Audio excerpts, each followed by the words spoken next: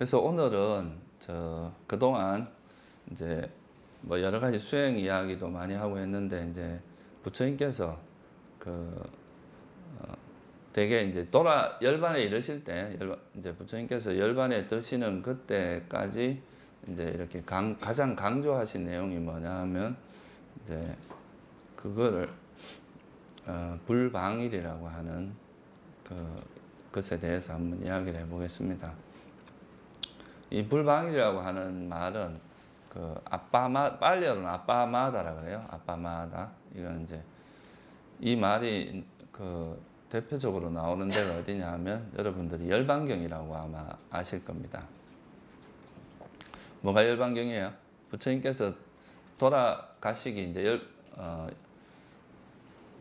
돌아가시기 전에 한 하루낮 하룻밤 사이에 일어난 일을 쭉 이렇게 말씀하신 것이 이제 열반경인데, 그 열반경에서 이제 부처님께서 열반에 드시기 직전에 하신 말씀이 있습니다. 비구들이요, 제가 한번 읽어드릴게요. 비구들이요, 참으로 이제 그대들에게 당부하노니 형성된 것들은 변하기 마련인 법이다. 방일하지 말고 해야 할 바를 성취하라.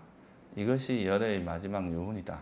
이런 이제 열애의 마지막 유언, 그러니까 우리나라 이제 세속말로 하면 유언하고 똑같은 말이죠. 우리 수행자들에게 남긴 유언 같은 유언을 말하는 겁니다. 그래서 거기에 보면 뭐라고 나오냐 하면, 첫째는 이제 형성된 것들은 변하기 마련인 법이다. 이게 이제 어떻게 보면 불교의 가장 핵심적인 가르침이기도 해요. 그리고 두 번째는 이제 이 세상에 있는 모든 것들이 형성된 것은 변하기 마련이고 사라지기 마련인 것이다. 그러니까 방일하지 말고 해야 할 바를 성취해라. 이제 이 말씀이 이제 부처님께서 열반에 이르시기 전에 이제 말씀하신 최후의 마지막으로 말씀하신 그런 가르침입니다. 그래서 우리가 이제 이걸 열의 유훈이라 그래서 많이 알려진 말인데, 여기 이제 첫 번째로 보면은 이제 형성된 것들은 변하기 마련인 법이다.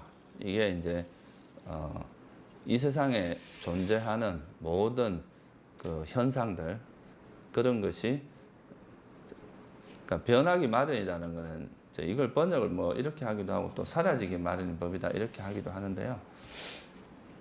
그러니까 이 세상에 존재하는 모든 것은 이제 영원한 것은 없다. 다 어떤 변하는 성질을 갖고 있는 것이고, 그것이 어떤 고정불변하는 것은 없다. 이런 의미가 있습니다. 그래서 그런 것들에 이제 쫓아가지 말고 이제 해야 할 바를 성취해라. 이때 나오는 단어가 이제 불방일이죠. 방일하지 말고 해야 할 바를 성취해라. 이것이 이제 부처님의 이제 마지막 가르침인데, 근데 이제 보통 사람들이 말하는 이제 이 불방이라고 하는 말은 우리가 일반적으로 이야기할 때 이제 쉽게 뭐 설명을 하면 이 단어 자체에 대해서 쉽게 이제 한번 살펴보면은 일반적으로는 그냥 부지런하라 이 말이죠. 그죠? 게으르지 말고 부지런하라 이런 말인데, 여기서 이제 부처님께서 사용할 때 이 불방이라는 용어, 아빠마다라고 하는 이 용어는 이제 그냥 단순히 부지런함도 있지만 좀 불교적인 의미에서 본다면 이건 이제 알아차림을 해라 이런 말하고 똑같은 말입니다. 그러니까 우리가 세상을 살면서 그냥 방심해서 그냥 마음을 놓아버리고 살지 말고 항상 정신을 차리고 살아라. 항상 삿띠를 가지고 살아라. 근데 조금 더 이제 이거를 복주석서에서는 그러니까 이제 경전에서 이제 주석서가 있고 그 주석서에 또 주석서를 복주석서라고 하거든요. 그런 복주석서의 가르침 보면 이건 또 어떻게까지 또 특화시켜서 이야기하냐면, 이 지혜와 함께한 알아차림을 이제 아빠마다라고 한다. 그냥 우리가 일반적으로 말하는 알아차림을 이야기하는 게 아니다 이거죠. 근데 사실 이거는 뭐 거의 그 말은 일반적으로 말하는 불교에서 알아차림이라고 할 때는 그게 항상 지혜가 결합되어 있는 알아차림을 보통 이야기를 합니다. 그래서 어떻게 보면 방일하지 말라 이 말은 우리가 이제 정신을 바짝 차리고 세상에 휩쓸리지 말고 세상의 경계에 놀아나지 말라 또 이런 의미가 포함이 되어 있는 거죠.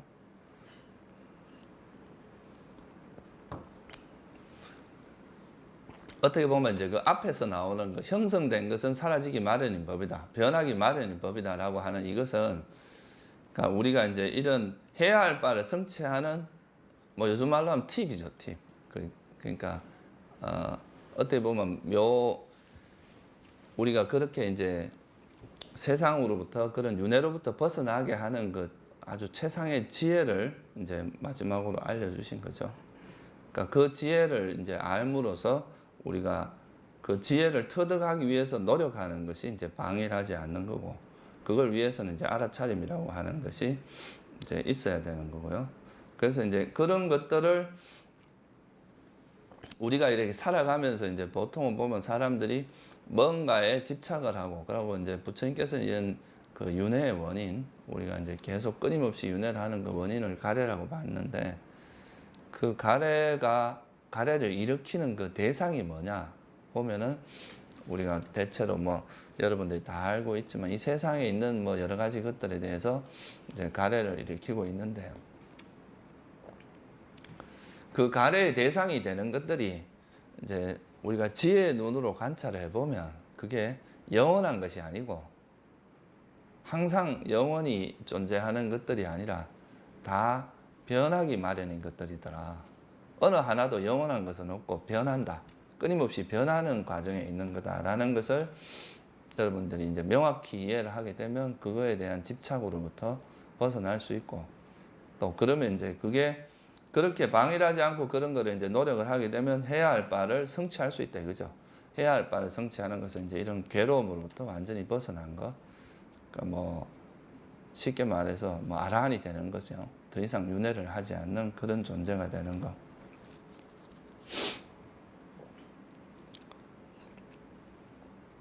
그래서 어떻게 보면 열반경에서 아주 짧은 단어로서 몇 마디로서 이제 설명을 하셨지만, 거기에 이제 불교의 가장 중요한 묘리 같은 게 다 담겨 있다고 말해도 과언이 아니죠. 그래서 이제 여기서 이제 형성된 것들이 변하기 마련이라는 것은 이 세상의 본질에 대해서 이야기를 한 거죠. 우리가 이 사는 세상에 본질적으로 이 하늘 아래 새로운 것은 없다, 뭐 이렇게 이제 말하는 사람도 있는데, 그게 뭐 어떤 종교에서 그런 이야기를 하는 경우가 있죠. 근데 사실은 하늘 아래 새롭지 않은 것이 없다, 이게 사실은 불교적인 시각에서 보면은 이 세상에 존재하는 모든 것은 항상 새롭습니다. 왜냐하면 이건 계속 변하는 과정이 있기 때문에, 현재 뭔가 있다 싶으면 이건 다시 변해서 또 새로운 것으로 바뀌어가는 과정이다 이거죠. 그래서 우리가 살아가는 이 세상에 있는 모든 것들은 하나도 영원한 것이 없고 그냥 계속 변하는 것이라는 거, 그거를 이해함으로써 우리가 이제 세상을 보는 눈이 달라지거든요. 우리는 그런 것을 뭔가 실체가 있는 것처럼 뭐 영원한 것처럼 생각을 하기 때문에 거기에 휩쓸리고 그러는데, 그렇지 않고 여기에 이제 이것이 변하기 마련인 법이라고 만약에 볼 수 있으면 그 현상에 휩쓸리지 않게 되는 거죠. 경계의 바람에 흔들리지 않는 그런 마음을 이제 성취하게 되는데, 그게 이제 해야 할 바를 성취하는 거다. 그래서 깨달음을 얻은 존재를 이제 여러 가지 말로 표현을 하는데요. 그 중에 한 가지가 뭐냐 하면 팔풍에 흔들리지 않는다, 그런 말 하거든요. 팔풍이라고 하는 거는 이제 이세회의 친기고락이라 그래가지고 이익이 있거나, 그러니까 우리 엄마가 이익이 있어서 잘 되거나 그러니까 쇠락하거나, 잘 될 때나 이제 쇠락할 때나, 회라는 거는 남이 이제 내가 보지 않는 곳에서 칭찬하고 비난하는 걸 이야기합니다. 회라는 거는 비난하는 거고, 예라는 건 이제 그 기린다 이런 거잖아요. 그리고 칭기라는 거는 이건 내가 보는 앞에서 이제 칭찬하고 비난하는 걸 이야기하죠. 그리고 고락, 괴로울 때나 즐거울 때나. 그래서 이거를 이제 팔풍이라 그래요. 그러니까 한마디로 말해서 좋을 때나 행복할 때나 괴로울 때나, 또는 뭐 남이 칭찬하거나 비난하거나 그게 흔들리지 않는 것을 우리가 그런 마음을 경계에 흔들리지 않는다, 경계의 바람에 흔들리지 않는다 이렇게 이야기하는데, 그게 바로 이제 우리가 변해야 될 마음 상태죠. 그래서 그렇게 경계에 흔들리지 않기 위해서는 뭐가 기본이 돼야 되냐면 이 세상을 바르게 보는 지혜가 바탕이 돼야 되는데 그게 바로 이제 형성된 것들은 변하기 마련인 법이다. 우리가 이 세상에 있는 다 변하는데 우리가 붙들려고 해봐야 뭐 붙들려고 하는 순간에 벌써 그건 사라져 버린다는 거죠. 그래서 이제 붙들려고 해도 붙들 수도 없는 것이다라는 것을 이해를 하게 되면 이제 이런 것들로부터 벗어나서 해야 할 바를 성취할 수 있는데 그거의 조건이 뭐냐? 바로 방일하지 않는 거다 이래요.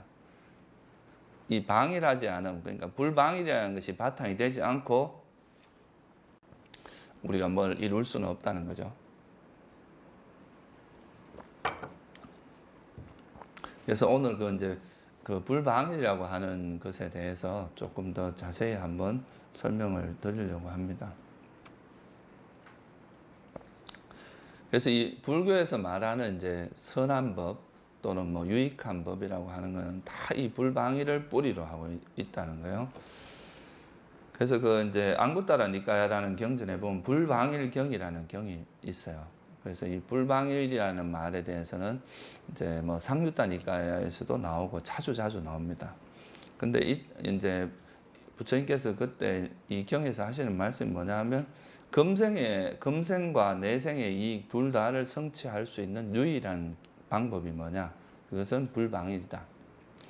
그러니까 우리가 이 생에도 이익이 되고 다음에 이제 윤회를 한다면 다음 생에도 이익이 되는 유일한 길이 뭐냐? 바로 그것은 불방일이다. 이렇게 이제 말씀을 하신 거죠.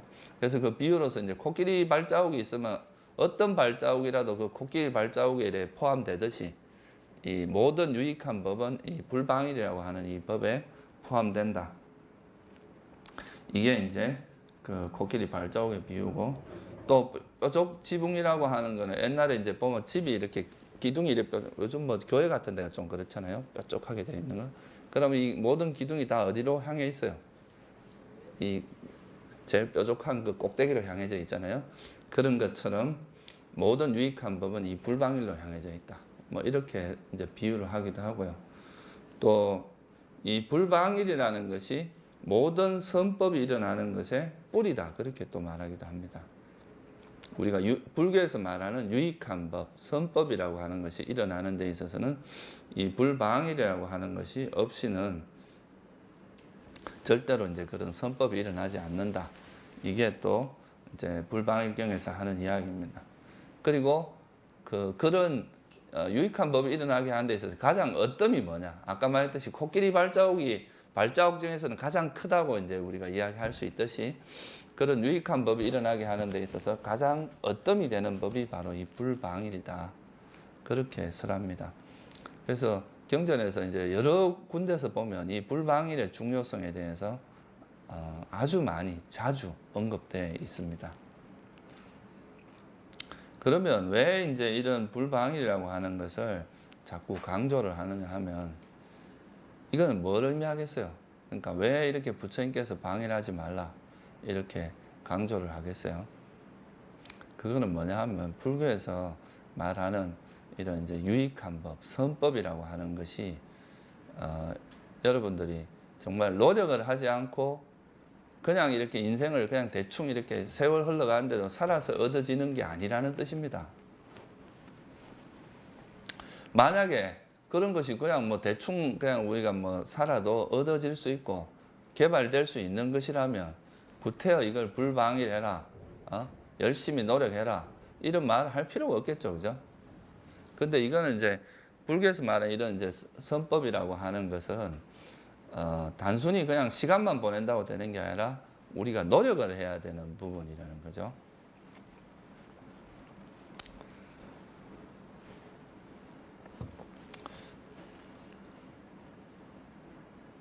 그래서 이제 보통 보면 불교 집안에서 이제 도인은 무위 한도인이다 뭐 이런 말 하잖아요. 무위, 함이 없는, 그죠? 함이 없는 무위. 이제 한자는 한가할 한자거든요. 한도인. 그래서 아무것도 하는 게 이제 할 일 없는 한가한 도인이다 이런 말을 하는데 이 말은 여러분이 이제 아무것도 안 하고 그냥 땡땡거리고 놀고 그냥 인생을 그냥 대충 이제 아주 편안하게 살고 이런 걸 의미하는 게 아닙니다. 거기서 말하는 무위라는 것은 함이 없다는 말은 번뇌가 없기 때문에 어떤 그런 번뇌가 사라진 사람들은 사회 말해서 이제 부처님께서 뭐라 그러냐면 해야 할 일을 다해 마친 존재라고 이야기를 하거든요. 우리가 수행자들은 번뇌가 있기 때문에 윤회의 고통, 윤회로부터 벗어나는 건데 이 깨달음을 얻은 사람은 이런 번뇌로부터 벗어났기 때문에 더 이상 해야 할 일이 없어진 상태죠. 그래서 이제 아라한을 다른 말로 무학이라고 하기도 합니다. 없을 무자에다 학, 배울 게 없다 이 말이에요. 더 이상. 그런 존재들은 진짜 할 일이 없어요. 그리고 뭘 해도 이 아라한이 된 존재는 번뇌가 없기 때문에 업이 되질 않습니다. 업이 없는 상태고 선과 이제 아라한이 된다는 것은 불선한 마음을 완전히 버린 상태이기 때문에 그러면은 선이라는 것도 선과 불선이라는 상대 개념인데 불선이 완전히 사라졌기 때문에 더 이상 선이라는 개념 자체가 의미가 없어집니다. 그러니까 그때부터는 뭐라고 하냐면 작용만 하는 마음이라고 이야기를 해요. 그러니까 그래서 아라한이 된 존재는 뭘 해도 행위에 대한 그 하는 행위가 업이 되지 않고 그것이 흔적이 남지 않는다 그러거든요. 근데 보통 중생들은 어디 하는 행위마다 이제 흔적이 남아요. 그게 소위 말하는 업이라는 거죠. 업을 짓게 됩니다. 그 업에 의해서 결과도 반드시 있게 되고. 그래서 이제 그런 아라한을 함이 없는 존재다. 뭘 해도 그냥 작용만 하는 형태가 되지 그것이 무슨 업을 짓는 게 아니기 때문에 그렇게 이야기를 하는 건데, 그러니까 그건 거꾸로 이야기하면 아라한은 방일하려고 해도 할 수 없는 존재가 되어버린 거죠. 그러니까 그런 상태하고 게을러 가지고 맨날 땡땡거리고 노는 거하고는 전혀 다른 거다 이거죠. 그래서 우리가 이제 그런 상태가 되기 위해서는 반드시 이제 그런 어떤 노력을 해야 됩니다. 우리가 의도적으로 노력을 해야 되고, 여러분들이 이제 거기로부터 벗어나는 노력, 그하고 이제 여기서 알아차림, 그러니까 불방일이라는 의미가 뭐하고 관계 있느냐 하면 지혜와 알아차림이, 지혜가 함께하는 그 알아차림이, 그러니까 사띠라고 하는 것이 바로 불방일의 어떤 좀 전문적인 의미란 말이에요. 그래서 그런 상태를 개발하는 것은 이제 노력이 반드시 뒤따라야 되고, 거꾸로 말하면 수행하지 않고 일생을 그냥 사는 사람들이 선처에 태어나기는 쉽지 않다는 거예요. 그래서 우리가 보통 인간 몸을 받은 다음에 다시 인간 몸 받기 어렵다고 하는 이유도 다 그런 거하고 관계 있습니다. 그래서 이런 선법이라고 하는 것은 우리가 개발하려고 노력을 해야 되고, 또 그렇게 해야만이 이제 성취될 수 있는 것이기 때문에 부처님께서 항상 방해하지 마라, 게으르지 마라.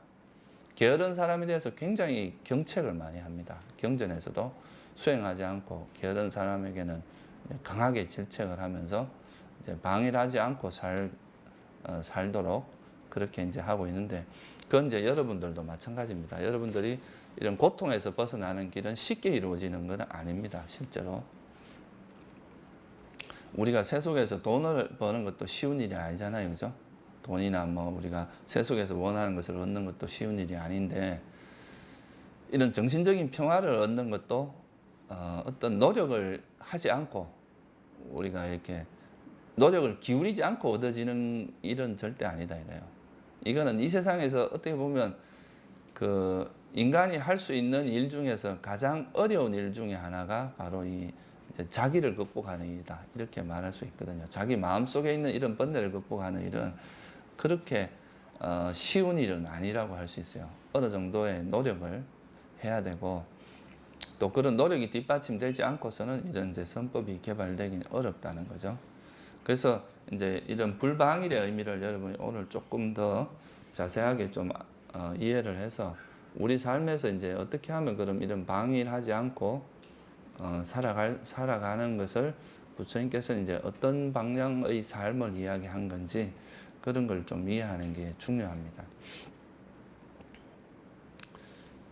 결국은 이제 이 불방이라는 말은 이제 우리가 전문적으로 불교에서 말하는 용어로 보면 알아차림과 동의어라고 볼 수 있어요. 사띠라는 말하고 동의어인데, 근데 왜 여기 구태여 지혜란 말을 포함시켰느냐 하면, 이 지혜가 없이는 그런 알아차림을 실천하기가 어렵습니다. 뭘 해야 될지를 노력의 방향이 정확하지가 않기 때문에 그래서 이제 지혜가 반드시 있어야 그런 바른 노력을 할 수 있기 때문에 그런 지혜라는 말도 포함시킨 거죠.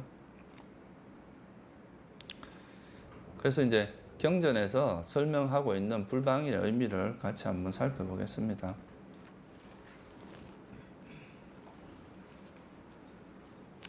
부처님 이제 열반 이야기가 나왔으니까 잠깐 이제 그냥 이건 참고로 제가 잠깐 말씀을 드리면 부처님께서 이제 열반하시는 장면이 그렇습니다. 이제 마지막에 이렇게 이제 유운을 하시고 이렇게 자선해서 초선에 들어가고 초선에 들어갔다가 2선, 3선, 4선 이런 거 쭉 들어가서 이제 무색계 네 번째 삼매인 비상 비비상처에 들어가고 그리고 나서 이제 멸진정이라고 하는 이제 상태에 들어갑니다. 멸진정은 이제 생각이 완전히 없어지는 그런 상태를 이야기하는데 그런 상태로 갔다가 다시 또 거꾸로 이제 멸진정에서 나와서 다시 이제 비상 비비상처라고 하는 무색계 네 번째 삼매에 들어가고 다시 또 거꾸로 무소요처, 그다음 식무변처, 공무변처 이렇게 4, 3, 2 초선정까지 다시 내려갑니다. 그리고 나서 초선, 2선, 3선, 4선에 들어가서 이제 4선에서 나와서 그때 이제 열반에 들었다 이렇게 이제 경전에 기록이 되어 있습니다. 이게 이제 부처님의 마지막 모습이라고 할 수 있죠. 그러니까 이 생에서의 마지막 삶의 모습이라고 할 수 있습니다. 그래서 그렇게 돌아가시면서까지 우리에게 강조한 것은 바로 이런 세상을 바르게 이해해서 그 세상을 바르게 이해해서 이제 이런 고통으로부터 해야 할 일을 성취해서 이제 부처님이 보여준 그런 반열반이라고 하는 그런 이제 고통에서 완전히 벗어난 그런 상태를 여러분들도 다 성취하기를 바라는 그런 마음으로 이제 돌아가시기 직전까지 이제 여러분들이 간곡하게 그런 당부를 하고 갑니다. 그대들에게 이제 우리에게 당부를 하고 가신 일이 바로 이제 방일하지 말라. 그러니까 불방일해라. 그런 이야기죠. 그래서 이제 이 불방일이라고 하는 것이 이루어지기 위해서는 아까도 말했지만 이제 첫째는 이런 불방일이라는 의미 자체가 이제 우리가 이해할 수 있는 것은 다 부처님께서 이 법을 설했기 때문에 그렇다고 할 수 있습니다. 사실 이게 우리 스스로가 이런 걸 아는 것은 거의 불가능에 가깝습니다. 엄청나게 오랜 세월이 걸려야 되는 건데 다행히도 우리는 이제 그런 부처님이 이 땅에 나셔가지고 그런 법을 설했기 때문에 그래도 우리는 이제 거기에 대해서 이제 법을 들을 수 있는 그런 계기가 된 거죠. 그리고 이런 불방일이 일어나기 위해서 또 조건 중에 하나가 첫째는 부처님이 법을 설한 게 조건이 되겠죠. 그죠? 그런 법을 설하지 않았으면 우리가 이런 법을 들을 수가 없었죠. 어떤 것이 바른 노력이고 어떤 것이 방일하지 않는 거고 어떤 것이 방일한 것인지를 구분할 수조차 없습니다. 지금 여기서 말하는 불방일이라고 하는 건 단순히 세속적으로 게으르지 욕심에 의해서 막 게으르게 자기 뭔가 이익을 얻기 위해서 추구하고 살아가는 그런 걸 의미하는 게 아니거든요. 여기서 말하는 불방일이라고 하는 거는. 그러니까 그냥 무조건 자기가 얻고자 하는 걸 위해서 목숨 걸고 달려가고 이런 것을 이야기하는 게 아니라 부처님은 바른 방향으로 노력을 해야 되고 바르게 뭔가를 해야 된다는 걸 많이 강조를 하셨단 말이에요. 그걸 위해서는 뭐가 필요하냐 하면 일단은 법에 대한 이해가 필요하고 그래서 부처님께서 이런 법을 설하지 않았으면은 이제 그런 거를 알기는 좀 어려웠겠죠. 그래서 그게 이제 첫 번째 조건이고 두 번째 부처님께서 이제 그렇게 계속 계신다면 여러분들한테 여러분이 궁금한 거 얼마든지 물어보고 그런데 그렇지 않은 경우는 이제 또 그 법을 공부한 선우를 만나야 됩니다. 이 선우의 중요성에 대해서는 부처님께서 경전에서 누누이 여러 곳에서 많이 말씀을 하시죠. 이제 안한존자가 내가 공부를 해보니까 이 선우가 되게 중요합니다. 선우라는 게 우리나라 말로 하면 도반이고 그런 거죠. 도반이 참 중요합니다. 도반이 거의 수행에 거의 반이 되는 것 같습니다. 이렇게 이제 부처님께 말씀을 드리니까 그런 소리 하지 마라. 선우가 수행의 반이 아니라 전부다 그랬거든요. 반이 아니라 전부다. 선우가 있기 때문에 이제 선우를 만나는 것을 인연으로 해서 여러분들이 이런 부처님 팔정도에 대해서도 알 수 있게 되고 또 사성제도 알 수 있게 되고 또 연기도 알게 되고 그런 이제 바른 법에 대해서 이해를 할 수 있는 것은 선우를 만났기 때문이라는 거예요. 그 중에서 선우 중에 최고의 선우가 누구냐? 부처님 같은 분이죠. 부처님 같은 분을 만나는 것은 최고의 행운인데, 뭐 여러분들도 전생에 만났을지도 몰라요. 그때는 이제 부처님 말씀 잘 안 듣고 땡땡거리다가 지금까지 흘러왔겠죠. 어쨌든 이제 그런 선우를 만나는, 선우 중에서 이제 최고의 선우는 그 부처님이라고 말할 수 있고, 그렇지 않으면 이제 부처님의 법을 그 가르침을 따라서 수행하는 사람들, 또 그 법을 성취한 사람들이 이제 선우가 되겠죠. 그래서 이런 선우를 만나야 일단 이제 우리가 법을 이해할 수 있는 지혜가 생깁니다. 우리가 스스로가 이런 법을 뭐 이렇게 이해하는 것은 거의 어렵거든요. 왜? 여러분들도 뭐 다 아시겠지만 우리가 철학자들이 얼마나 많이 있었어요. 그죠? 근데 그런 분들이 나름대로 어떤 자기가 생각하는 세상을 바라보는 눈을 이렇게 우리에게 제시를 하고 있지만, 그런 것이 명확하게 와닿는다거나 명확하게 어떤 문제를 제시했다기보다 어느 한 부분에 대해서 그냥 뭐 이렇게 이야기를 한 거기 때문에, 그게 실제 우리가 철학을 공부하는 사람이 고통으로부터 벗어난다, 그런 건 아니거든요. 실제 이제 우리 삶에서 있는 이런 고통과 그런 고통의 원인, 그 고통의 원인부터 벗어나는 길이라든가 이런 걸 명확하게 제시한 경우는 없단 말이에요. 이제 그거는 사실 뭐 제가 생각할 때는, 물론 다른 종교에도 이제 뭐 그 나름대로 고통을 벗어나는 방법이 있지만, 시작부터 끝까지 명확하게 이렇게 제시한 것은 이제 부처님밖에 없다고 저는 생각을 합니다. 어제 어떤 뭐 저한테 큰 소포가 하나 왔더라고요. 그 속달러 왔어요. 킥 서비스로. 그래서 뭔가 싶어서 열어보니까 그 아래 보니까 뭐 천국은 존재한다, 뭐 천국을 보고 온 사람의 이야기, 뭐 그 기독교에 관련된 뭐 그런 하여튼에 그런 문건이 한 이만큼 이렇게 들어있더라고요. 막 어디서 스크랩을 해가지고, 그분 정성이 참 대단하대. 그래, 그걸 나한테 보내놓고 반송 불필요 이렇게 써놨더라고. 열심히 공부를 하라고 보낸 것 같은데. 그 재밌죠, 그죠? 반송 불필요 이래놨더라고.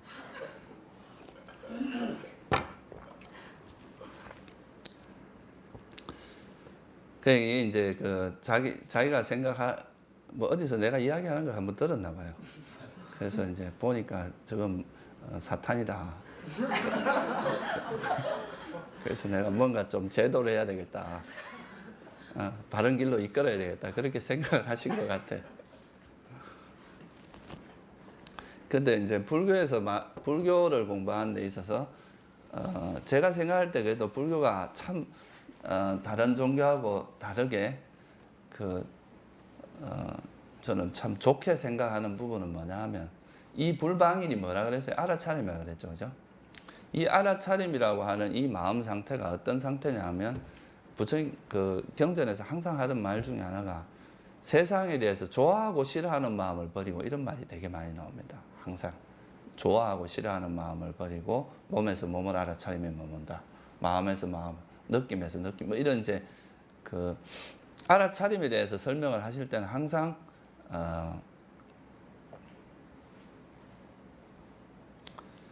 그 세상에 대해서 좋아하고 싫어하는 마음을 버리고, 이런 말이 되게 이제 항상 그 정형구처럼 나오는 말이죠. 이거는 뭘 의미하냐 면, 우리가 이제 가지고 있는 그 기본적인 선입견, 우리가 가지고 있는 어떤 고정관념, 그런 것들을 일시적으로 버리라 이 말이에요. 그것이 있는 상태에서는 어떤 것도 보이지 않는다 이거죠. 그죠? 내가 만약에 이런 그런 내가 가지고 있는 어떤 견해의 틀을 가지고, 또는 이제 뭐 자기 나름대로 생각하는 것이 옳다는 전제를 가지고 이걸 바라봤을 때는 그 틀에서밖에 안 보인다 이거죠. 그죠? 근데 이제 부처님께서 말씀하신 그 시발점은 뭐냐 하면, 그런 것부터 놓아야 된다 이거예요. 자기가 이제 자기 어떤 지금까지 살아오면서 익혀온 그런 고정관념이나 그런 자기만의 어떤 시각, 이런 걸 일시적으로 비우라 이거죠. 비우고, 그리고 나서 이래 한번 보라 이거죠. 그리고 나서 보면은 이건 정말 객관적이고 보편적인 시각으로 볼 수가 있는데 자기가 가지고 있는 그런 어떤 고정관념으로 보면은 그게 그 보는 그 시각을 절대 벗어날 수 없다 이거죠. 그래서 이걸 옛날에 이제 그 어른들은 뭐라 하면 붓대롱으로 하늘을 본다 그랬거든요. 이 대롱 속으로 이렇게 하늘을 보면 그게 하늘이 제대로 보이겠냐 이거죠. 자기가 가지고 있는 그런 아주 속 좁은 소견을 가지고 이 진리를 접근할 수는 없거든요. 그래서 사실 이게 이제 불교 수행에서 가장 중요한 이런 알아차림이라고 하는 것은 그런 우리 정신을 깨어나게 만들어서 어떤 좋아하고 싫어하는 이런 거를 완전히 배제하고 완전히 이렇게 마음을 비운 상태에서 우리에게 접하는 그런 현상들을 그냥 객관적으로 있는 그대로 보자. 어떤 고정관념이나 내 사견, 내 선입견 같은 거를 끼우지 말라 이거죠. 그렇게 해야 우리가 진리에 접근할 수 있다는 거야. 안 그러면 그냥 자기 생각, 소위 말해서 이제 확인되지 않은 어떤 그런 생각에 집착을 하고 거기에 빠질 위험이 많은데, 근데 이제 이런 걸 버리고 정말 이렇게 마음을 비운 상태에서 우리가 세상을 보게 되면 그것은 정말 객관적이고 누가 봐도 합리적이고 정말 지혜로운 사람이 들으면 아 이거는 그래도 들을 만한 이야기고 귀담아 들을 만한 이야기고 또 설득력이 있는 이야기가 된다 이거예요. 그죠? 그래서 그게 이제 부처님께서 항상 하신 말씀이 뭐냐, 와서 봐라 이거예요. 너희들이 네 눈으로 봐라. 나는 그냥 이제 내가 이런 전을 폈으니까 내가 이런 가르침을 드러냈으니까 너희들이 와서 직접 확인해보고 그 확인 그것이 맞으면 따라오고 안 그러면 뭐 그러니까 당신은 그냥 그런 길을 제시한 것이지 가고 안 가고는 본인의 선택이란 말이에요. 그죠? 그래서 이렇게 이제 이것이 어떻게 보면 현대 우리가 과학에서 이제 뭐 어떤 접근하는 거하고도 되게 비슷하거든요. 과학에서도 자기가 이제 미리 어떤 결과를 상정하고 나서 이렇게 해 들어가면 그 분명히 이렇게 에러가 납니다. 그러니까 물론 추측이라는 것이 우리가 가지고 들어가지만 잘못하면 그쪽으로 이렇게 몰아갈 수도 있거든요. 근데 그런 게 완전 비어진 상태에서 오히려 하는 것이 좀 더 객관적인 결과를 이끌어낼 수가 있는 거니까. 그래서 이제 그렇게 되도록 하기 위해서는 이제 그게 바로 이제 불교에서 일단은 있는 그대로 봐야 된다. 어떤 자기 관념, 그런 고정관념 버려라. 그래서 옛날에 뭐 선사들이 하던 말씀 좀 보면 그런 거 있잖아요. 그 뭐 예배당에 있는 부처님, 법당에 있는 예수님 이런 말을 하는 거는 그런 건 하나의 이름이고 개념일 뿐이지 실제 그 내용이 중요하다는 그런 개념적인 거에 빠지지 말고 비록 만약에 법당 우리가 교당 그러니까 예배당에 있더라도 거기서 자기가 마음이 정말 그런 번뇌 없는 마음으로 있으면 그건 부처나 다름없다 이거예요. 그렇지만 여기 법당에 있으면서도 온갖 번뇌가 있고 이러면 이건 부처라고 말할 수는 없겠죠. 그죠? 그러니까 그건 자기 마음 상태나 그런 내용이 중요한 거지 그런 붙어진 이름이 중요하지 않다는 것을 이제 우리가 알게 하기 위해서 그런 걸 깨기 위해서 이제 그런 말씀을 하신 거라고 볼 수 있거든요. 그래서 이제 법을 보는 데 있어서 가장 중요한 거는 그거다. 그래서 이제 그런 길을 제시한 것이 이제 부처님께서 하신, 부처님이 이제 설하신 법의 아주 중요한 부분이라고 할 수 있습니다. 그래서 그런 눈으로 이제 이 세상을 바라보니까 이렇게 바라보는 것은 이건 일종의 이제 바둑에서 정석하고 비슷합니다. 바둑도 이제 계속 두다 보면 이렇게 두는 것이 훨씬 이익이다. 그런 정형화된 이렇게 하면 여러 가지를 다 고려했을 때 이런 수가 가장 적합하다고 만들어진 게 어떻게 보면 그 바둑의 정석인데 그런 것처럼 이제 우리 삶에도 이런 식으로 마음을 쓰면 이건 멀리 내다보면 반드시 자기에게 불이익이 온다. 또 이런 식으로 우리가 마음을 쓰면 이거는 나중에 세월이 지나면 반드시 불이익이 온다. 이익이 온다. 이렇게 구분을 한 게 바로 선법과 불선법입니다. 그러니까 그거는 이제 우리가 눈앞의 이익만 보면은 그게 이해가 안 될 수도 있는데 멀리 내다보고 지혜의 눈으로 정말 아까 말했듯이 이제 그런 내가 생각하는 그런 고정관념을 버리고 바라보면 그런 부처님의 말씀을 수긍할 수 있게 되는 거죠. 그래서 이제 지금은 초기에는 그런 것을 이제 완전히 이해할 능력이 좀 부족하니까 부처님의 가르침을 그런 걸 이제 일단 이런 선우를 통해서 들어야 됩니다. 이걸 듣고 배우는 것, 이것이 이제 첫 번째 이제 우리가 법을 배우는 자세죠. 일단은 그것이 이제 들어야 그걸 보고 이것이 맞는지 안 맞는지 확인을 할 수가 있을 거 아니에요. 그죠? 그래서 그거를 이제 첫 번째, 그래서 선우가 우리가 이제 방일하지 않는 삶을 살게 하는 데 있어서 이제 아주 중요한 조건이 바로 선우를 만나는 거다 이거예요. 그게 어떻게 보면 청정범행의 전부라고도 할 수 있다는 거죠. 그러면 그 선우를 통해서 지금 제가 이제 여러분한테 부처님의 우리도 이제 부처님의 법을 만난 거 이런 게 일종의 선우를 만난 거라고 할 수 있습니다. 그러면 그런 이제 법에 따라서 보면 이런 법은 부처님께서 이제 사성제를 통해서 분명히 말했단 말이에요. 탐욕, 성냄, 어리석음 이런 것은 특히나 이제 탐욕과 성냄, 어리석음은 사실 이제 초보자가 이해하기가 약간 어려운 측면이 있습니다. 이제 우리 표면에 드러나는 건 주로 탐욕과 성냄인데 이런 것들은 탐진치라고 하는 이 세 가지는 독이다 이거예요. 독. 우리 삶을 이제 완전히 그 병들게 해서 죽게 만들거나 아니면 죽음에 이를 만큼 고통에 빠지게 만드는 그런 아주 무서운 독과 같은 거다. 그런 걸 이해를 하고 그것이 없는 삶, 그러니까 탐욕이 없고 성냄이 없고 어리석음이 없는 그런 삶이 우리에게 진정으로 이익이 된다.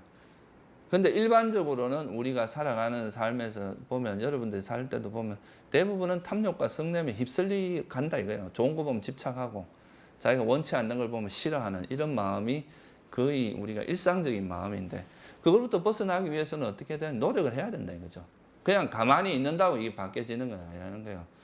무슨 노력이 필요하냐 하면 이런 그 불선한 마음과 선한 마음을 일단 이제 이해를 구분을 할 수 있게 되면 그럼 지혜나 자비 이런 건 분명히 우리에게 이익이 되고 이런 탐진치는 그렇다는 걸 알게 되면 이것이 스스로가 그런 확인을 해볼 필요가 있습니다. 내가 진짜 집착했을 때 이익이 있었는가 내 삶에 내가 살면서 이런 집착을 했을 때 나에게 이익이 왔는가 불이익이 왔는가 또 성을 냈을 때 그게 화를 불같이 냈을 때 이익이 왔나 불이익이 왔나 이런 거를 스스로가 이제 확인을 하면서 그런 걸 이해하는 힘을 지혜가 길러지면 그게 이제 뭐가 되겠어요? 우리 삶에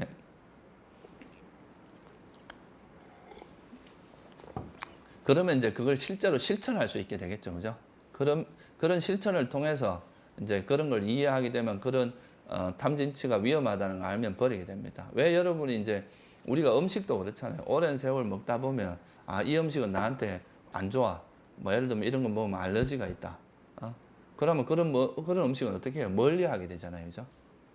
나한테 잘 맞고, 그 건강에 도움되는 음식은 가까이 하고, 건강에 도움이 되지 않는 음식은 멀리 하는 것처럼, 우리 마음 상태도 이것이 나에게 이익이 되는 것은 가까이 하고, 이익이 되지 않는 것은 멀리 하는, 그게 바로 이제 선법과 불선법을 이제, 구분해서, 불선법은 멀리 하고, 선법은 우리 마음에 이제 마치 마음의 건강에 도움이 되는 거니까 그런 거는 가까이 하는 그런 노력이 이루어져야 되는데 그게 이제 그렇게 하는 것이 바른 노력입니다.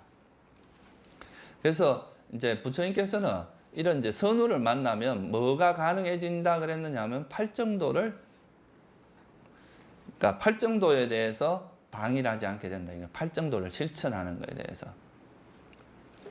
그러니까 선우를 만남으로써 이제 팔정도를 듣게 되고 그 팔정도를 우리 삶에서 실천할 수 있게 되는 것이 바로 이제 불방일의 의미라는 거예요.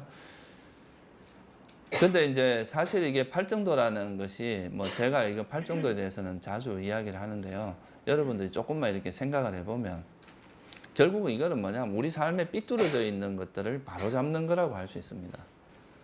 그러니까 잘못된 견해를 갖고 있어요. 내가 사람을 죽여도 아무 상관없다. 나 죽으면 끝이다. 돈만 벌면 된다. 돈만 잘 벌면 되지. 뭐 그게 어떤 식으로 뭐 남이야 죽든 말든 상관없다. 이런 것은 전부 이제 불교적으로 바라보면 삿된 견해에 해당하거든요. 그건 실제로 그렇지가 않단 말이에요. 내가 나쁜 짓을 하면 그건 분명히 그 가보가 온다고 오는 것이고 남에게 해를 끼치면 자기에게도 분명히 불이익이 오는 것인데 눈앞의 이익을 위해서 그런 걸 무시하는 이런 게 이제 사견이거든요. 그런 생각을 바로잡는 게 부처님께서 첫 번째로 이야기한 정견이거든요. 아니다.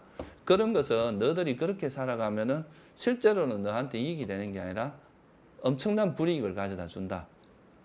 그래서 바르게 생각을 해라. 그런 탐욕과 성냄과 어리석음 이런 것들에 쫓아가는 삶, 그리고 남을 질투하고 인색하고 또 자만에 빠지고 나만 잘났다 그러고 남을 무시하고 이런 것들은 결론적으로 너 삶에 전혀 도움이 되지 않고 오히려 고통을 가중시키는, 고통을 커져가게 하는 그런 거고, 오히려 남을 배려하고 많이 베풀고 그리고 생명을 이렇게 소중히 여기고 남이 이렇게 힘들어 버린 것을 우리가 이제 도둑질하거나 이런 짓을 하지 않고 이런 이제 바른 삶, 지혜를 가지고 살고 알아차림을 하고 살고 이런 것들이 이제 우리 삶에 이익이 된다. 이렇게 이제 생각을 바로잡게, 그러니까 견해를 바로잡아주는 게 일종의 팔정도의 처음에 나오는 정견입니다. 이거는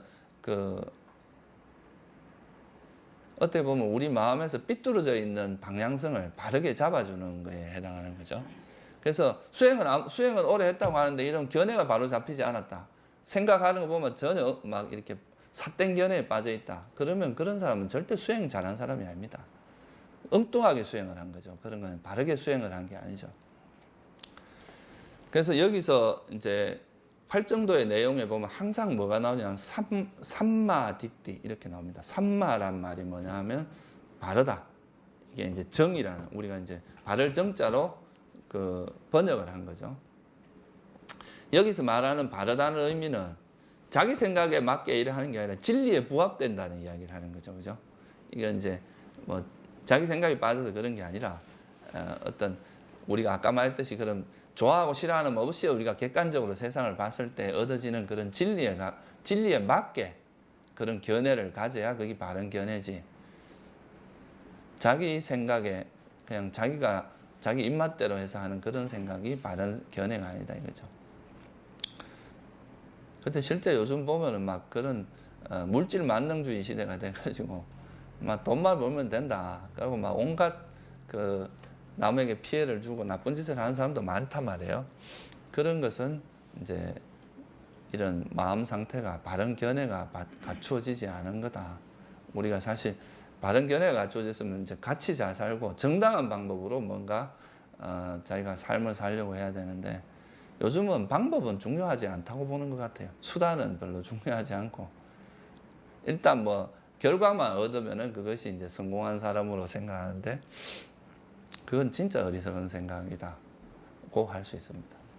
그렇게 해서 실제로 우리 사회적 경험으로 봐도 그렇게 해서 성공한 사람 아무도 없습니다. 제가 옛날에 그런 말을 한번 들은 적이 있는데 노름을 해서 백만장자가 된 사람이 딱 한 명 있다 그래요. 근데 그 사람이 원래 억만장자였다 그러죠.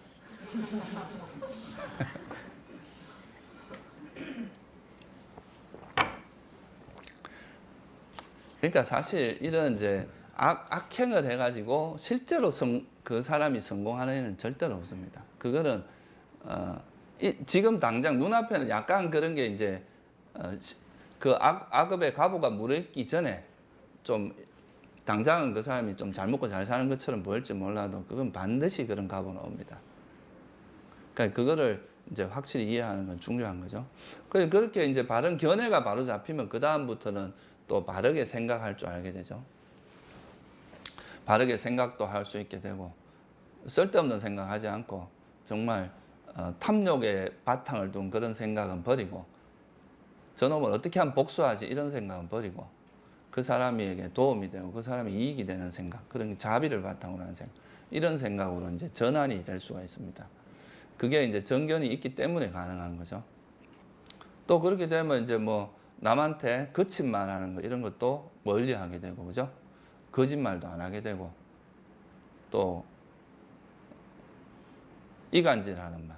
남에게 서로가 이제, 저놈이 뭐, 너 못생겼다 그러더라. 막 이쪽에 가서 이야기하고 저쪽 가서 이야기하고. 이렇게 해서 서로 이간질 시키는, 화합시키는 게 아니라 이간질 시키는 말도 안 하고, 쓸데없이 뭐 앉아갖고 연예인 이야기나 하고 있는 그렇게 시간을 보내지 않고. 그러니까 이런 게 이제 바른 말입니다. 쓸데없는, 그러니까 말을 바르게 하는 것도 배우고 행동을 바르게 하는, 살생이나 도둑질 이런 건 안 하게 되죠. 살생을 하거나 도둑질을 하거나 뭐 삿된 바람 피거나 이런 짓을 안 하게 되고, 또 아까도 말했지만 바른 생계 이것도 참 쉬운 일이 아닙니다. 먹고 사는데 정당하게 먹고 사는 거죠. 생계를 위해서 자기가 다른 사람을 죽게 만들거나 다른 사람의 피해를 주지 않고 차라리 내가 그럴 바에는 차라리 깨끗하게 하여튼 내가 정당하게 적게 내가 먹고 살더라도 바른 방법으로 자기 생계를 유지하는 거. 이게 이제 바른 생계고. 그런 것이 바탕이 되는, 이게 이제 정업, 정명이라고 하는 이 세 가지가 이제 바탕이 되면 바른 노력을 하게 되죠. 이렇게 되기 위해서는 뭐가 필요하냐 하면 노력이 필요합니다. 그래서 불선은 버리고 선은 개발하는 것. 그러니까 아까 말했듯이 이 불선하는 거는 눈앞에 있는 이익을 추구하지 않고 장기적으로 이제 우리에게 이익이 되는 걸 추구하는 거. 이게 바로 이제 정정진 바른 노력입니다. 노력도 바르게 해야지 오히려 선을 버리고 불선을 쫓아가는 그런 거는 아무리 자기가 뭐 뭔가를 했다 해도 그런 건 바른 노력이 아니다 이거예요. 돈은 뭐 지금 현재는 뭐 돈을 많이 벌었을지 몰라도 그런 게 다른 사람의 다 피와 땀을 밟고 그런 사람들의 그거를 이용해서 자기만 다른 사람을 피해를 주면서 자기만 먹고 예를 들면 뭐 마약이나 이런 걸 팔아서 부를 축적했다거나 이런 사람들이 그게 어떻게 그게 좋은 삶이라고 할 수 있겠어요, 그죠? 그래서 이제 바른 노력을 하게 되고 그러면 이제 그 바른 노력이 이루어지는 것이 바로 이 알아차림입니다. 그러니까 우리 삶에서 내가 아까 말했듯이 이런 것이 바탕이 되면 내가 이제 만약에 화를 낸다. 이거는 이제 불선한 마음이니까 이런 걸 버리려고 노력을 하게 되겠죠, 그죠? 그러니까 이거를 이제 나한테 일어나는 그런 마음 상태를 객관적으로 이렇게 알아보고 알아차리고 지켜보는 이게 바로 이제 그 알아차림이고 이런 것을 실천하는 것을 부처님께서 불방이라 그런 거죠, 그죠? 그게 이제 방일하지 않는 삶이다 이거예요. 근데 여러분들 여러분 마음을 그냥 내버려 두고 어떻게 흘러가든지 내버려 두고 살아간다면 그 삶은 그렇게 가치 있는 삶이라고 하긴 어렵습니다. 만약에 자기 욕망과 본능에 충실해서 살아간다면 좀 극단적으로 이야기하면 일반적인 그 우리가 동물의 세계나 크게 다를 게 없다 이거예요. 동물도 자기가 원하는 걸 추구하고 그냥 원하는 대로 살아가는데 근데 그래도 우리가 인간의 지혜를 가지고 태어났다면 그런 사람들과는 뭔가 그런 존재들과는 다른 삶을 살 수 있어야 되잖아요. 그래서 좀 더 가치 있는 삶, 그래도 좀 의미 있는 삶을 살아야지 그런 욕망의 노예가 되고 또 그런 분노의 노예가 되는 이런 삶은 정말 그거 이제 인간의 몸을 받은 존재로서는 좀 그렇게 살아서는 안 된다 이거죠. 그건 정말 어떻게 보면 가치 없는 삶을 살게 되는 거기 때문에 그래서 이제 항상 자기가 이제 뭐 어떻게 살아가는지를 항상 비춰보고 자기 마음을 비춰보면서 적어도 하루에 한 3번 정도는 자기를 비춰봐야 됩니다. 마치 여러분이 거울 하루에 몇 번 보세요? 수도 없이 보죠, 그죠? 맨날 거울 쳐다보면서 얼굴에 뭐 안 났나 싶어 하고 뭐 그러는데 그런 외형적인 얼굴도 중요하지만 자기 내면의 얼굴도 굉장히 중요합니다. 그래서 항상 자기가 하루에 몇 번이라도 항상 지켜봐야 되는데 그게 안 되면 적어도 3번이라도 자기를 돌아보면서 아, 내가 지금 요즘은 어떤 마음으로 살아가는지, 너무 지금 내가 욕망을 치달리고 있는 건 아닌지, 너무 또 분노에 치달리고 있는 건 아닌지, 그런 또 내가 너무 이제 들떠 있는 삶은 아닌지, 우울한 건 아닌지, 그런 거를 돌아보면서 자기가 마음이 좀 삐뚤어져 있다면 그걸 빨리 바로잡는, 그러니까 그 삐뚤어진 채로 그냥 가게 내버려두면 나중에는 그거 바로잡기 어렵습니다. 이제 이게 어느 정도 소위 말 임계점을 넘어가 버리게 되면 그 다음부터는 이건 정말 이건 정신적으로 이제 병이 돼 버립니다. 병이 되면 나중에 그걸 치료를 하지 않고서는 극복하기 어려워지거든요. 그래서 평소에 우리가 하루에 몇 번이라도 여러분들 뭐 건강 체크하듯이 우리 마음을 계속 이렇게 돌아보면서 아, 지금 내 마음 상태가 너무 이렇게 이쪽으로 극단적으로 치달리고 있다는 것을 알아차리면 좀 그거를 순화시켜서 또 이렇게 마음을 바로잡게 되고 그럼 삐뚤어진 채로 계속 가지 않도록 하는 그런 노력만 해도 적어도 여러분들이 정신적으로 그렇게 큰 문제가 생기지는 않습니다. 큰 정신적인 고통을 겪지 않고 살 수 있다 이거예요. 아주 작은 노력인 것 같지만 그게 지속적으로 하다 보면 우리 마음이 방치됐을 때 엄청나게 문제를 일으키거든요. 무지로 인해서 저지르는 게 더 무섭다 그랬어요, 부처님께서. 알고 저지르는 악행 같은 경우는 자기가 그 두려움이 따라오기 때문에 어느 정도 하다 보면 뒤로 물러나게 됩니다. 그런데 모르고 저지르는 악행 같은 경우는 그게 나쁜지를 모르고 하는 거이기 때문에 훨씬 더 위험하다는 거죠.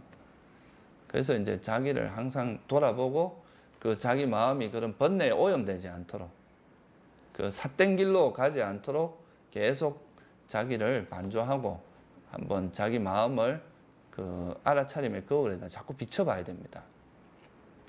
그렇게 하는 게 바로 이제 불방일의 가장 이제 시작점이고 그게 바로 그런 삶을 사는 게 불방이라 이거예요. 내 마음을 방치하는 건 방이라는 삶이다 이거예요. 그냥 내가 어떻게 살아가든지 그런 걸 관심 가지지 않고 내버려 두는 것은 이제 그건 절대 불방일하는 그러니까 항상 노력하는 삶이 아니고 자기를 항상 이렇게 챙기고 자기 마음이 어떻게 되는지를 잘 이렇게 그 관찰하고 해서 그 마음이 그런 번뇌나 이런 거에 물들지 않도록 이렇게 계속 노력을 해야 됩니다. 여러분이.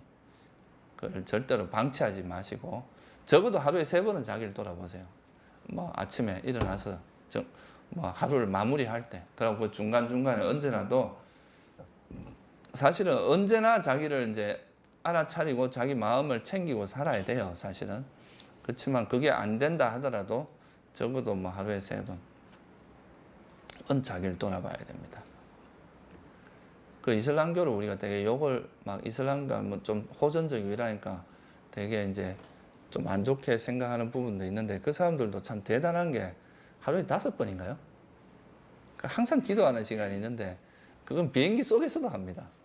비행기 타고 가다가도 하고 어디라도 이 사람들은 어디라도 그 시간만 되면은 자리 펴고 기도를 하는 거거든요. 그거는 정말 대단한 거예요. 그 사실 그 사람들 자체를 보면 또 되게 선한 사람들이 많거든요. 그러니까 하루에 5번은 그래도 5번인가 그래 내가 알고 있는데 정확한 숫자는 잘 모르겠어요. 그러니까 그 기도 시간만 되면은 이제 딱 자리를 펴고 이제 신을 향해서 기도를 한단 말이에요. 그러니까 여러분들은 5번이 아니라 3번이라도 예? 하루에 한 3번은 자기 마음속에 자기 마음속에 있는 이 부처님이라 그러면 좀 우리 마음은 항상 그러니까 그런 그 가능성을 가지고 있단 말이에요. 그죠? 그래서 여러분이 항상 마음을 비춰보면서 이 마음이 오염되지 않도록 하는 그런 것을 그 정도는 꼭 해야 됩니다. 그래야 그게 어떻게 보면 좀 불자로서의 삶이고 또 그래도 어떤 법을 만난 사람의 삶이지 그냥 뭐 그걸 방치하고 그냥 아무 생각 없이 산다면 그건 정말 가치 있는 삶이라고 하긴 어렵죠. 그래서 우리 선언에서 그거를 이제 뭐 그런 의미에서 지금 뭐 수첩을 만들어서 100일 동안 그래도 자기를 체크할 수 있는 그런 것도 해놨는데 그런 게 필요하신 분은 종무소에 가서 받아서 자기가 항상 자기를 단속하는 것, 자기 마음 상태를 제어하는 이런 노력을 꾸준히 해야 됩니다. 그렇지 않으면 여러분 삶에 별로 이익이 없어요. 그러니까 우리가 그렇게 방일하지 않고 노력하지 않으면, 그러니까 그런 알아차림을 가지고 살지 않으면 그거는 이제 어떤 향상된 삶이 이루어지지는 않는다 이거죠. 지혜가 생기는 것도 아니고 이 불교에서 말하는 지혜라는 것은 뭐가 이제 바탕이 되느냐 하면은 첫째는 이제 감각 기능의 단속이 있어야 됩니다. 그게 뭐냐? 일종의 계잖아요, 계. 그죠? 우리 마음을 함부로 내팽개치면 안 된다 이거예요. 우리가 뭐 보고 싶은 거 다 보고 듣고 싶은 거 다 듣고 먹고 싶은 거 다 먹고 이렇게 막 무절제한 삶을 살아서는 절대로 우리가 원하는 어떤 그런 선법이 일어나지는 않습니다. 그렇게 하면 그 온갖 탐욕과 성냄에 노출되기 때문에 그런 것은 우리 삶을 향상시켜 주지 않는다는 거죠. 그래서 계를 잘 지키고 계를 잘 지키면 우리 마음이 이제 안정이 됩니다. 그러니까 삼매가 이루어지는 거죠. 그래서 마음이 이제 이런 불교에서 말하는 삼매는 딴 게 아니라 번뇌가 일어나지 않는 상태입니다. 그런 상태가 일종의 사마디 상태라고 보면 돼요. 그래서 그런 선한 마음이 그 번뇌가 없는 상태가 돼야 객관적으로 볼 수 있게 되고, 그런 삼매가 바탕이 됨으로써 일어나는 게 바로 뭐냐면 여실직견이라고 이야기합니다. 여실직견. 이거는 이제 그 있는 그대로 보는 지혜라는 거죠. 그러니까 불교에서 말하는 삼매의 가장 중요한 조건은 탐욕과 성냄이 없는 상태입니다. 그러니까 그런 상태가 되면 그건 이제 알아차림을 바탕으로 해야 되겠죠, 그죠? 불방일이 있어야 된다 이거예요. 그런 불방일을 통해서 이제 마음의 번뇌가 놓아지게 되면 그런 상태가 됐을 때 있는 그대로 보는 지혜인 여실직견이 생기고, 그 여실직견을 바탕으로 해야 이제 우리가 이런 탐욕도 버리게 되고, 어떤 세상에 대해서 우리가 너무 이렇게 그 집착하지 않고 좀 이렇게 한 걸음 물러서서 바라보게 되는 그런 지혜가 생기고, 결국에는 그게 이제 나중에 해탈하는 조건이 됩니다. 근데 우리 마음은 조금만 방치를 하면은 또 조금만 방해를 하면 또 번뇌가 막 귀에다 하고 막 뚫고 들어와서 여러분 마음을 오염시킬 수 있으니까, 그런 이제 항상 깨어 있는 삶, 그러니까 불방일이라고 하는 건 알아차림을 유지하는 삶을 이야기합니다. 항상 자기 마음을 잘 알아차려서 그런 번뇌에 물들지 않도록 우리 마음을 잘 단속하는 것. 그리고 그렇게 하면 이제 그런 물들지 않고 그런 살아갈 수가 있습니다. 그래서 이런 이제 방일하지 않는 삶을 사는 가장 이익은 현생에서는 뭐냐? 일단은 그 불선한 법에 오염 침에 노출되지 않고, 불선한 법에 여러분이 오염되지 않고 유익한 법들을 개발하는 뿌리가 되는 게 바로 불방일입니다. 알아차림이 없는 그런 유익한 법이라고 하는 건 없거든요, 불교에서. 그래서 이제 유익한 법들의 뿌리가 되고, 또 이 방이란 그걸 통해서 이제 팔정도를 실천할 수 있게 되고, 또 그러면 탐욕과 성냄을 길들일 수 있게 됩니다. 여러분들이 그 탐욕과 성냄에 휩쓸리는 게 아니라 이런 걸 길들여서 이제 나중에는 열반으로 향하게 되겠죠, 그죠? 그래서 이제 이런 불방위를 실천하는 것은 유익한 법의 뿌리다. 이게 첫 번째 이익입니다. 우리가 금생을 살아가는. 둘째는 그런 선법을 개발하게 되면 일단 내 생에 우리가 뭐 좋은 데 태어나고 이런 걸 떠나서 이 생에 일단 행복합니다. 부처님께서 이 선한 법을 실천하는 건 두 번 즐겁다 그랬거든요. 우리가 선행을 할 때 즐겁고, 또 나중에 그 선행의 가보가 익을 때 즐겁다. 여러분 좋은 일 할 때 기분 좋잖아요, 그죠? 남에게 선행을 하거나 뭐 자기가 우리가 수행을 막 열심히 하고 딱 나올 때 그때 그 뿌듯함, 이런 게 이제 일단 금생에 오는 이익이고, 또 우리 마음을 이렇게 잘 단속하고 그 번뇌에 오염되지 않고 이런 알아차림을 잘 유지하는 것은 정신적인 괴로움으로부터 벗어나게 해주고 육체적인 괴로움으로부터 벗어나게 해줍니다. 우리 그 몸에서 오는 고통도 그거를 방치를 하면은 그게 점점 커지는데, 그거를 알아차리면 그거는 1차적인 고통에서 멈추게 된다 이거예요, 그죠? 그래서 이제 육체적이고 정신적인 고통에서도 벗어날 수 있고, 또 그래서 이 생에는 일단 뭐 내가 이 생에 당장 행복해집니다. 선법을 방일하지 않는 삶을 살게 되면 정신적이나 육체적 고통도 일어나지 않고 선법을 많이 일으키게 되니까 지금 여기서 행복하게 머물 수가 있죠. 특히나 선정을 얻으면 뭐 말할 수 없는 행복을 경험하게 되고, 또 만약 이 생에 여러분들이 성자의 깨달음을 얻게 되면 그건 뭐 이루 말할 수 없는, 더 이상 뭐 말이 필요 없는 그런 이익이 있게 되겠죠. 그리고 이 생에 만약에 설사 깨달음이나 선정이나 이런 특별한 법을 얻지 못한다 하더라도 죽을 때 아주 편안하게 죽음을 맞이할 수 있습니다. 이게 또 이 생에 얻는 가장 큰 이익. 죽을 때 돼서 내가 이 생에 내가 그래도 참 열심히 살았고 선법을 많이 실천을 했다. 그런 것은 여러분 마음을 아주 편안하게 만들고 죽을 때 평화롭게 죽음을 맞이할 수 있는 그런 그 계기가 되는 거죠. 그리고 만약에 이제 이 생에서 아란이 못 돼서 다시 태어난다면 다음 생에는 더 좋은 세상에서 태어나게 되겠죠. 악처에 태어나지 않고 선처에 태어나게 될 테고, 또 이런 수행을 하던 사람은 끼리끼리 만난다 그러죠, 그죠? 유유상종이라 그러죠. 법을 공부한 사람들은 또 나중에 이런 정법을 공부한 사람은 정법에 맞는 사람을 또 만납니다. 그런 인연을 만나게 되죠. 좋은 인연을 만나게 되고, 또 이 생에 수행을 많이 한 사람은 다음에 태어날 또 여러분 재산이나 여러분의 뭐 이런 다른 거는 못 가져가더라도 여러분 업은 그거는 이제 우리 마음의 흐름에서 쫓아가는 거죠. 그죠? 마음의 흐름에 여전히, 그러니까 죽을 때 다른 건 다 안 가져가도 업은 가져간다 그러죠. 그래서 이 생에서 만약에 지혜로운 사람은 다음 생에도 태어나서도 지혜롭게 세상을 살 수가 있는 또 그런 이익이 있습니다. 그래서 이건 뭐 이익을 우리가 말을 하자면 뭐 한도 끝도 없이 이야기할 수 있는 것이고, 그 반대의 경우를 한번 생각해 보세요. 만약 여러분들이 불방일 하지 않고 방일해서 게으르게 살다가 죽게 되면 어떻게 되겠어요? 그 반대를 생각하면 됩니다. 악체에 태어나고 악연을 만나게 되고 태어날 때부터 어리석게 되고, 이거는 그러니까 이제 삶이 고통의 연속입니다. 그러니까 이 생에서도 이제 여러 가지 많은 고통을 겪게 되고, 그래서 여러분들 이런 불방일의 이익을 불방일이라는 삶이 얼마나 소중한 삶이라는 것을 잘 이해를 하시고, 좀 그래도 이 생에 이런 법을 만난 그 인연을 그냥 이렇게 흘려보내지 마시고 좀 여러분 삶에 이익이 많이 있는 삶을 살기를 바랍니다. 네, 오늘은 여기까지만 하겠습니다.